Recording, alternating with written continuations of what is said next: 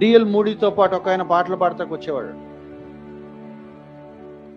ఒక మీటింగ్లో, ఆయన పేరు శాంకీ, ఒక మీటింగ్లో బాగా పాటలు పాడుతుంటే డిఎల్ మూడీ అడిగాడంట, చాలా బాగా పాటలు పాడుతున్నావు, will you join with me in the ministry అని అడిగాడట.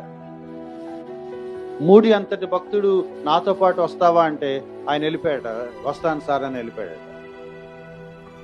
ఆ వ్యక్తి ఎంత బాగా పాటలు పాడేవాడంటే, అతను పాటలు పాడుతూ ఉంటే వినేవాళ్ళు పశ్చాత్తాపంతో దేవుణ్ణి నమ్ముకునేవాళ్ళు.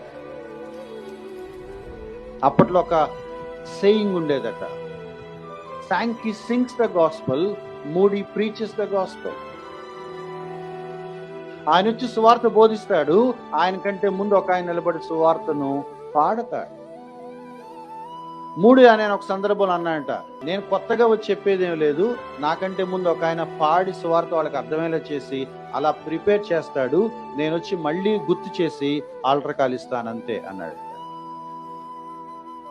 కలిసి వాళ్ళు పనిచేశారు. శాంకీ sang the gospel, moody preached the gospel.